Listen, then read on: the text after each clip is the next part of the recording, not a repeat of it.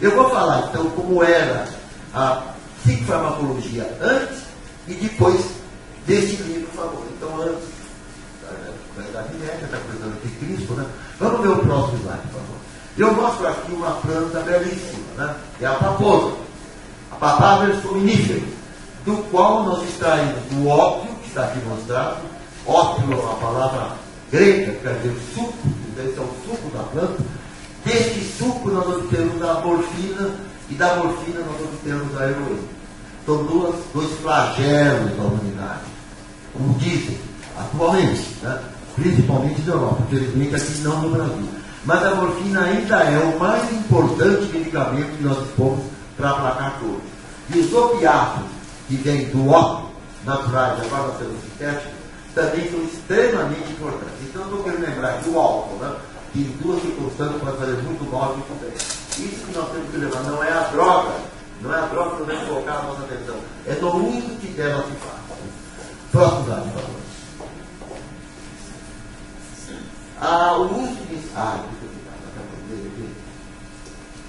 O uso inicial, cerca de centenas de anos antes de Cristo, da morfina, e aqui está a papoula, né? E vocês podem ver então a planta até com os cortes, da onde foi extraído o ópio, é uma deusa da mitologia de Minos, na ilha de Creta, centenas de anos antes de Cristo. O uso era médico religioso. Então, estou tentando mostrar como era antes para fazer o contraste, né? O próximo slide. Aqui tem a história do ópio e de criança, né? Isso é um trecho que, evidentemente, nunca consegui, nem vou conseguir, nem quero saber ler, mas é papiro de época, né? Alguém que tem trabalho de fazer isso para a gente, descreve uma maneira de fazer uma criança parar de chorar. Como é que as mulheres faziam, as mães? Colocavam o pó do ópio no vidro do seio, a criança parava e dormia suavemente sem nenhum problema. Esse uso, próximo slide, por favor, milhares de anos depois, fim do século XIX, está aqui reproduzido. Então a mãe felicíssima, a criança está topada. Está um instante, não deve incomodar ninguém, né? Que era uma coisa feita. Então, o xarope que amacia a criança, sabendo que é uma propaganda numa revista, sabendo que aqui já tem o ópio, né? O hábito, o vício do ópio, curado sem sofrer, em casa. Já existia um médico mentiroso naquela época, não existe hoje. Não existe, mas esse médico deu fazer fortuna porque o ópio já era usado de uma maneira totalmente diferente dessa naquela época. Ainda a próxima idade, por favor, falando de coisas antigas, vejam nas Américas, né, voltando às Américas, já na Europa de lado, a África, né, plantas dos deuses. Foi um livro magnífico escrito pelo professor Schultz, um alemão que vivia nos Estados Unidos, e escreveu então sobre as divindades dos astecas, cujo cerimonial religioso era feito através de drogas de plantas. Né? O próximo slide, por favor. Um dos usos mais comuns da época era o cacto sagrado, a fósfora williense, né?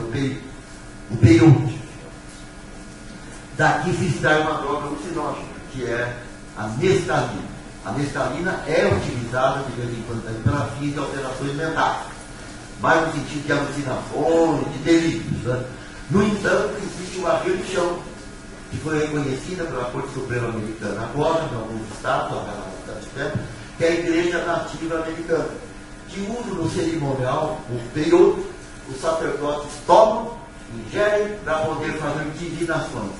Segundo a crença religiosa da Igreja Nativa Americana, sob a ação do peiote, da mescalina, do peiote, o sacerdote é capaz, então, de aconselhar adequadamente a pessoa que for procurar aconselhamento.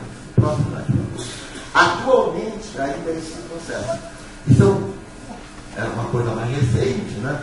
Eles estão cantando, são usuários do peiote, um ritual religioso que é esse processo nos dias de hoje. Então, até agora, o que eu estou falando não é nada para ser criticado. Você pode até achar que talvez não seja o mais consciente, mas não tem nada da desgraceira que nós plantamos as substâncias atualmente nos dias de hoje. Próximo, vejam essa foto. Essa foto é de uma revista chamada Taquivates. É uma revista peruana que fala sobre o Santo Daime. Não é Santo Daime, a ayahuasca. A ayahuasca é aquela bebida sagrada que ocorreu com os índios incas, os quechas principalmente, que é uma mistura de duas plantas, a rainha e o jarube, e que as pessoas bebem, é uma bebida preparada durante uma semana, bebem para ter, por exemplo, divinações e melhorar o seu estado espiritual. Esse é o conceito da religião. A pessoa nos 3 anos atrás, em São Paulo, aquele cartunista famoso foi assassinado, o usuário de Daime, mas ele, na realidade, era um rapaz esquizofrênico, não estava usando, inclusive, a ayahuasca, como é chamado, né, a bebida, naquela época. Eles são índios cantando sobre a ação da ayahuasca. Atualmente, existe essa religião que é o uso de uma bebida alucinógena, né? Nos Estados Unidos, é conhecida pela Corte Suprema Americana, existe em alguns países da América do Sul, existe na Espanha, eu acho que existe em Portugal e na Itália. Pelo menos já são centros criados difundindo essa religião para frente. O próximo slide mostra no Brasil. No Brasil é interessantíssimo, são dezenas de milhares de pessoas já, né? Esse é um culto na Amazônia, no meio da floresta amazônica, as moças de um lado, os rapazes do outro, né?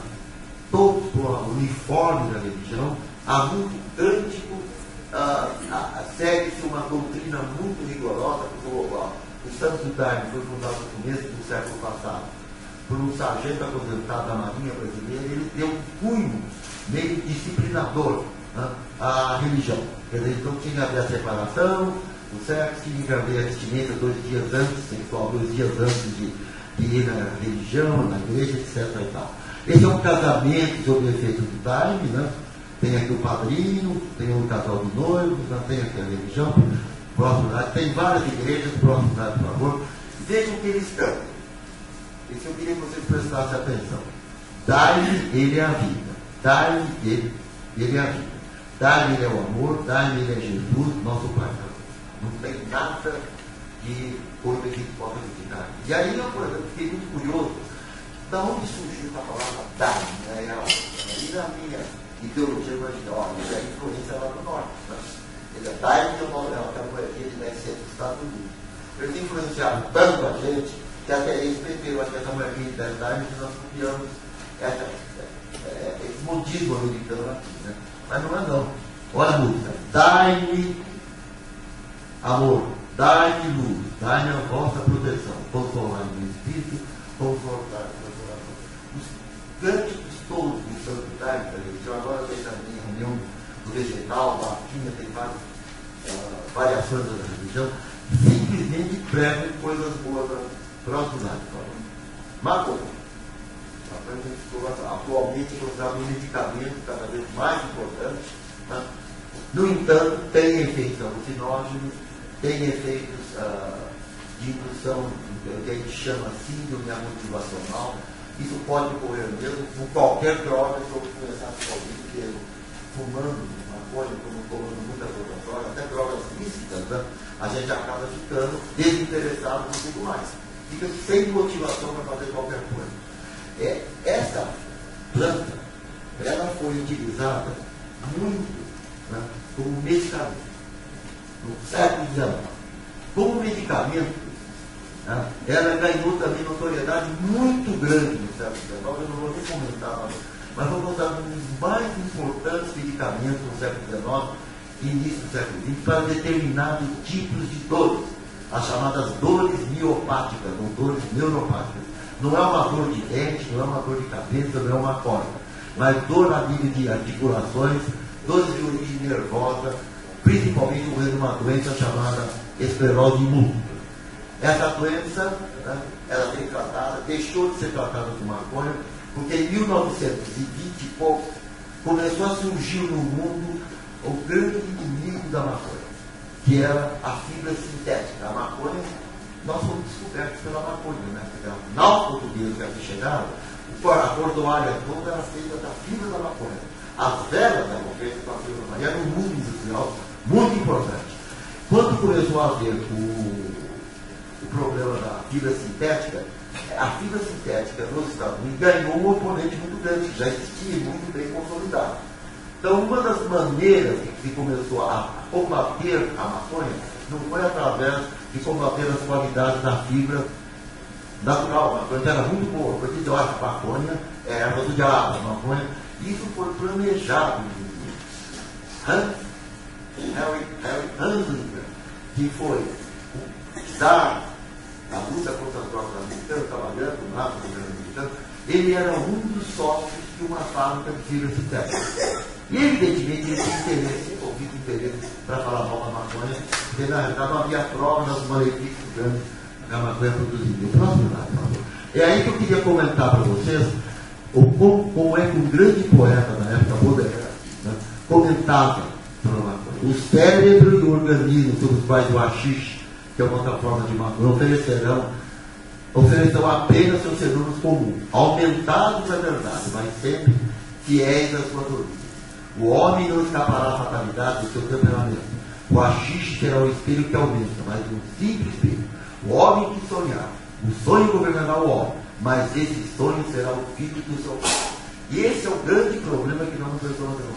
Grande parte dos comportamentos que são aparentemente trazidos pela droga são simplesmente aflorados pela droga. Qualquer que ela seja. Se nós formos procurar realmente um grande problema do uso, nós não podemos culpar a droga como se fosse o culpado. O culpado é o homem. Não é a droga que devemos culpar. Então, é o homem que usa a droga.